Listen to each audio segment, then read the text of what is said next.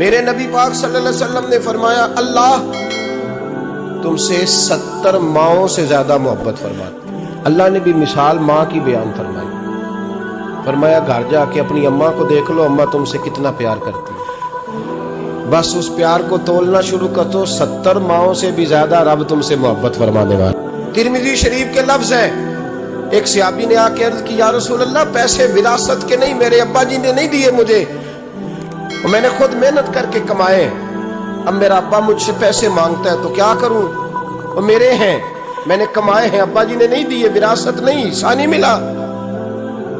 حضور میرا ابا مانگتا ہے تو میرے لیے حکم کیا ہے؟ تو نبی پاک نے فرمایا کیا کہا تم نے، پیسے تیرے ہیں؟ کہا حضور ہاں۔ تو فرمایا ابا کس کا ہے؟ کہا یا رسول اللہ میرا۔ تو فرمایا اگر تو اپنے والد کا ہے تو تیری ہر شے تیرے والد کی ہے۔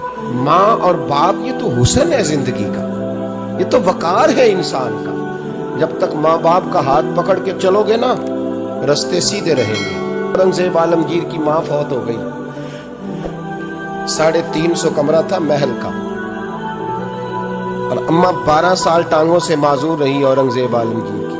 اماں 12 سال کمرے سے نکل نہیں سکی۔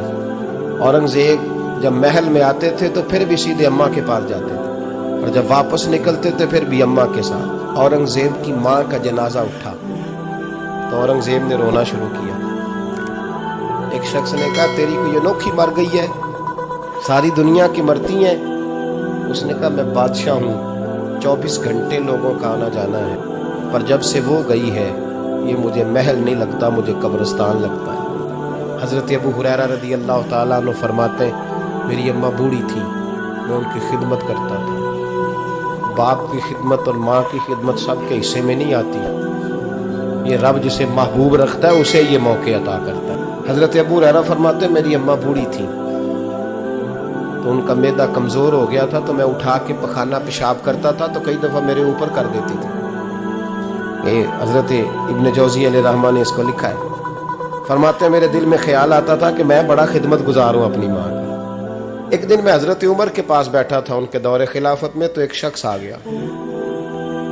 اس شخص نے آ کر کے کہا کہ حضرت عمر سے حضور ایک مسئلہ پوچھنا ہے۔ فرمایا پوچھو۔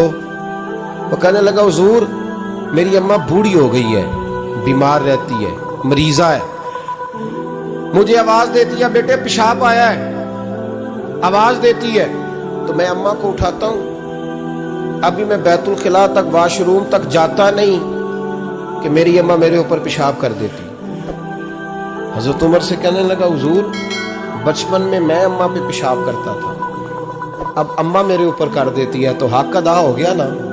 حضرت عمر کہنے لگے نہیں کوئی نہیں ہوا۔ اس نے کہا حضور مجھے سمجھائیں، وہ سارے کام جو میں اماں کے ساتھ کرتا تھا اماں میرے ساتھ کرتی ہے تو کیوں نہیں ہوا؟